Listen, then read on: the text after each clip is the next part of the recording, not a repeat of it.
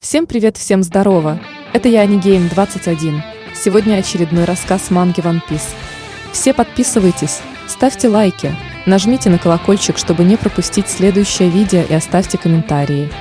Сегодняшняя 1040 глава манги называется «Слова, не пугающие новое поколение». На мини-обложке написано «Невозмутимое путешествие Джермы 66». Часть 4 «Монстр», против которого бессильна даже наука.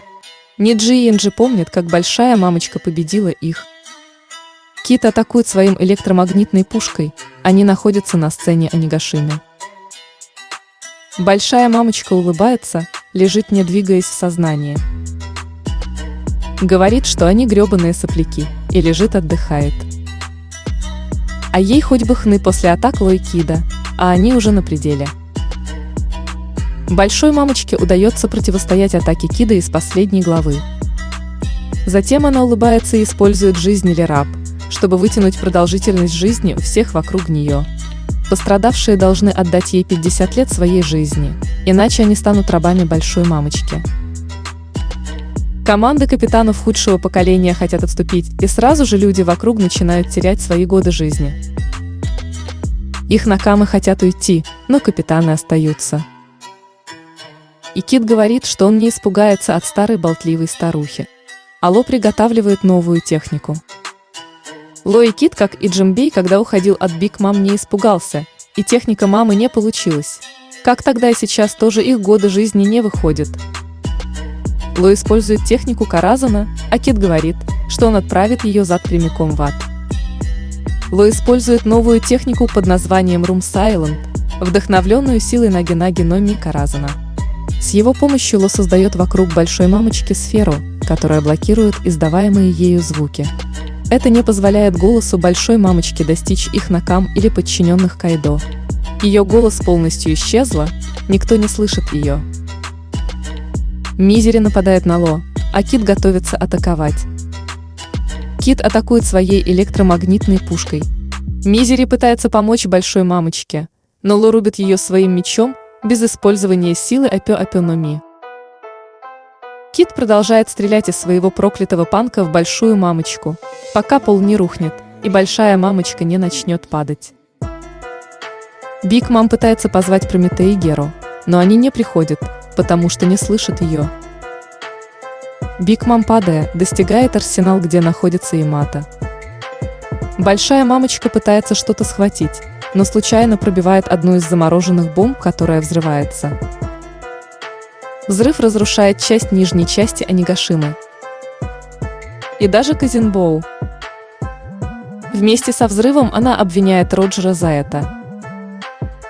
Большая мамочка падает с острова. Когда большая мамочка падает с острова Онигашима, она думает о Голди Роджере. Большая мамочка говорит, что почему Роджер, почему он заявил перед своей смертью то, что он сказал.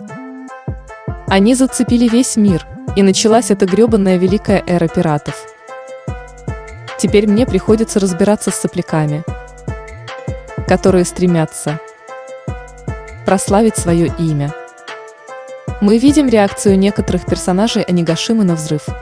Зора падает, когда остров сотрясается, никаких признаков мрачного жнеца. Орочи недоумевает, что происходит. На 3-м этаже видим, что битва между Райза и Фукурокудзю подходит к концу. Фукурокудзю лежит на земле и кричит и просит воды, Райза все еще стоит. Большая мамочка падает в дыру, созданную атакой Ло, в Вано-Куни вместе с бомбами. Когда она падает, большая мамочка произносит несколько последних слов. Большая мамочка говорит, что будут они прокляты. Кит и Ло, не смейте думать, что я так легко помру.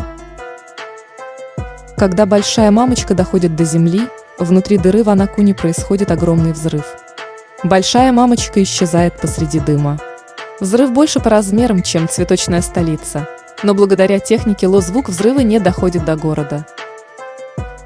Рассказчик подтверждает, что Ло и Кит победители битвы. Они, кажется, отключаются после победы этой ожесточенной битвы. Экипажи своих капитанов празднуют этот результат. Теперь переходим к Ямато и Момоноске. Оба разговаривают через огромную дыру на дне Онигашимы, образовавшуюся после взрывов. Момоноске говорит к Ямато, что ему нужно кое-что сказать. И говорит, что Дзуниша рядом с этим островом. А Ямато говорит, что это слон, который был в журнале Адена. Момоноске говорит, что да. Это Накама Джойбоя, совершивший преступление 800 лет назад. Глава на этом закончился. В целом очень круто. Биг Мам умерла или отключилась. И что здесь делает Дзунеша? Что же, увидим на следующей главе. Подписывайтесь, ставьте лайк, нажмите на колокольчик, чтобы не пропустить следующее видео, и оставьте комментарии. Всем пока!